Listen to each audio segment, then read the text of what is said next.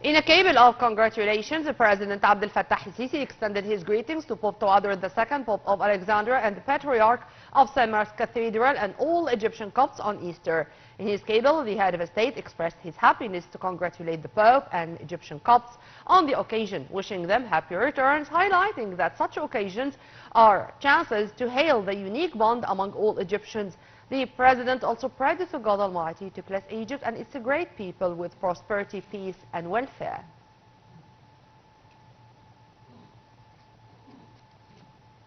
This came as Pope Tawadr II, Pope of Alexandria and St. Mark's Cathedral leads an Easter Mass later on Saturday. A number of ministers, state officials, popular and executive leaders, public figures and religious men will also be attending the Mass. This came as the Grand Imam of Al-Azhar, Al-Imam Al-Akbar Sheikh Ahmad Al-Tayyib, greeted Pope Tawadr marking Easter.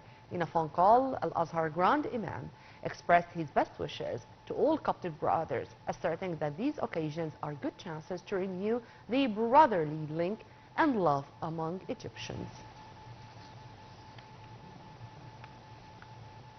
President Abdel Fattah el-Sisi stressed Egypt's full solidarity and full support to Jordan, facing all kinds of terrorism and extremist groups that target security and stability of Jordan.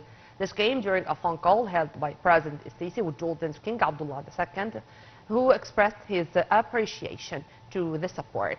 He also hailed the deep historical ties that bind Egypt and Jordan.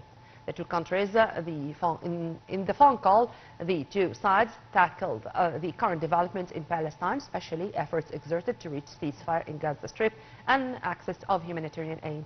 The two leaders also discussed the developments in the West Bank. Both leaders stressed their total rejection of any attempt to displace the Palestinian people from their land and affirmed the necessity of establishing an independent Palestinian state with Al-Quds as its capital as the only guarantee to achieve stability in the region. The phone call also reviewed means of boosting bilateral relations and fields of joint cooperation which achieves the interests of both countries.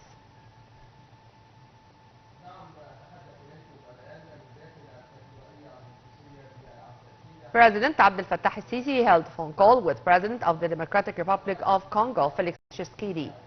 The call emphasized the depth of the historical relations between Egypt and the DRC and the two leaders' keenness to cement more ties through exploring broader horizons for collaboration, particularly in the economic and development fields. President el-Sisi extended his sincere condolences to the President and the people of the DRC for the victims of the boat sinking on the Congo River. The call also addressed regional developments, focusing on ways to enhance cooperation between the Nile Basin countries.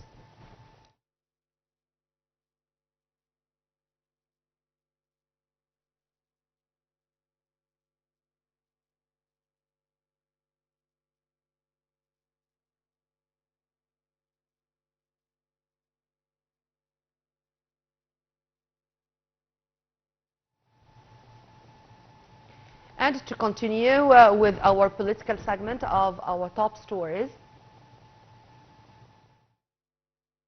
to the situation. At least 143 people died and dozens more went missing after a boat carrying fuel caught fire and capsized in the Democratic Republic of Congo.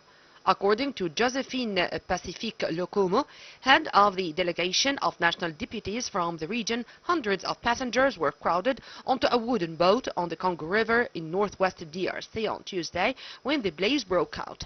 The disaster occurred near Mbandaka, capital of Equateur province, at the confluence of Ruku and the vast Congo River, the world's deepest.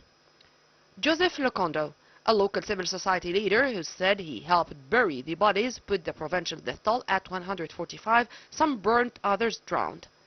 The official toll of the tragedy was not yet known by midday Saturday. Collective funerals were already underway in the provincial capital, Mbandaka, on Friday, according to video filmed by a local journalist. The footage showed vehicles arriving with coffins that were then transported by Red Cross workers and displayed under a large tent in an amusement park.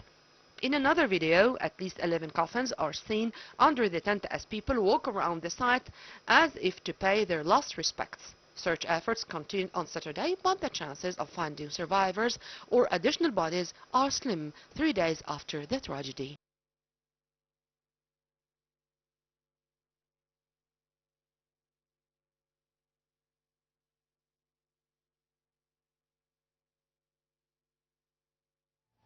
Minister of Foreign Affairs, Immigration and Egypt expats Badr Abdel Ati wrapped up his visit to Tunisia after meeting President Qais Said and holding talks with his Tunisian counterpart Mohammed Ali Nafti. During the meeting, Abdel Ati delivered a message from President Abdel Fattah el-Sisi to his Tunisian counterpart. The message tackled bilateral and historic ties that bind the two countries, stressing Egypt's keenness on boosting them in various domains. Abdel Ati also met with senior Tunisian officials on promoting bilateral ties and cooperation. The top diplomat exchanged views and reviewed assessments with the Tunisian side on the regional crises and challenges of common concern. In addition, Abdel Ati met with representatives of the Egyptian community at the Egyptian embassy in Tunis.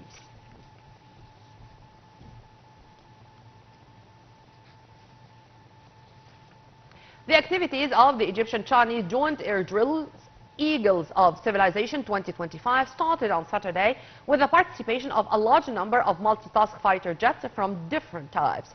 The drills are set to continue for several days, including theoretical and practical lectures to unify combat concepts for both sides, as well as executing joint air exercises. The two sides will also train on conducting air combat drills to exchange experiences and develop the skills of the participating forces, enabling them to execute their missions with the desired efficacy. The drills come in the frame of boosting Egyptian-Chinese military cooperation.